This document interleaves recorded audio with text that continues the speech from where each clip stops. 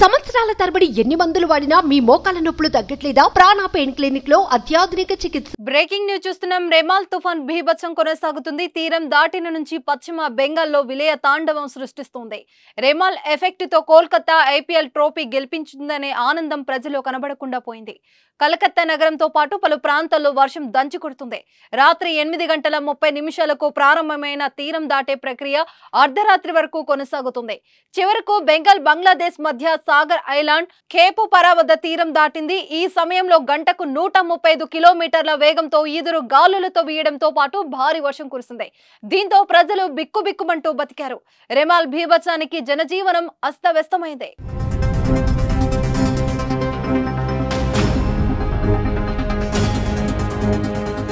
భారీ వృక్షాలు నేలకూలాయి, విద్యుత్ స్తంభాలు విరిగిపడి విద్యుత్ సరఫరాకు అంతరాయం ఏర్పడింది. పలు ప్రాంతాల్లో ఇళ్లు పడిపోయాయి.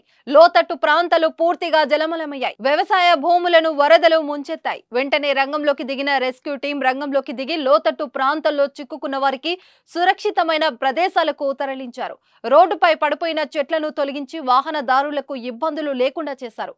3 రోజుల నుంచి వాతావరణ శాఖ తుఫాను బీభత్సంగా ఉంటుందని హెచ్చరించడంతో అధికారులు ముందు జాగ్రత్తలు చర్యలు చేపట్టారు. సుమారు 1,00,000 మందికి పైగా ప్రజలను తుఫాను షెల్టర్లకు తరలించారు. వారి కోసం ప్రత్యేక ఏర్పాట్లు చేశారు.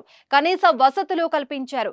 క్యాక్ దీపం, సుందర్ బన్స్ ప్రాంతాల నుంచి ప్రజలను వేరే ప్రాంతాలకు తరలించారు.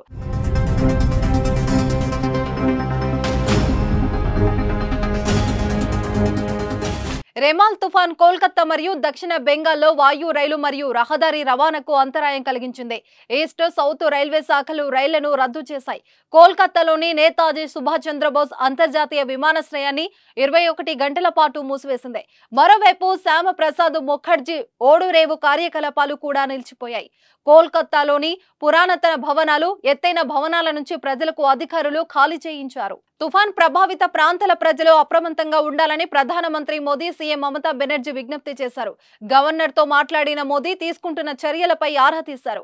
విరిగిపోయిన చెట్లు, కూలిన ఇళ్ల శిథిలాలను తొలగించడానికి మమతా సర్కార్ ప్రభుత్వం ప్రత్యేక బృందాలను నియమించింది. విద్యుత్ పునరుద్ధరణ పనులు కూడా యుద్ధ ప్రాతిపదికన చేపట్టింది. తుఫాన్ ప్రభావంతో సోమవారం కూడా వర్షాలు పడే అవకాశం ఉందని, బాగా తడిసిన భవనాలు కూలే ప్రమాదం ఉందని, అందుకే ప్రజలు అప్రమత్తంగా ఉండాలని అధికారులు సూచిస్తున్నారు.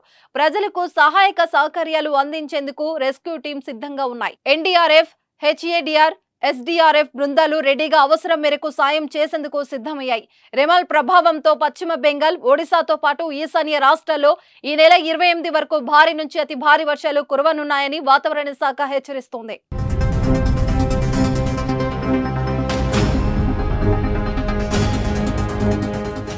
సుమన్ టీవీలో మీ పర్సనల్ అండ్ బిజినెస్ ప్రమోషన్స్ కోసం కింది నెంబర్కి కాంటాక్ట్ చేయండి.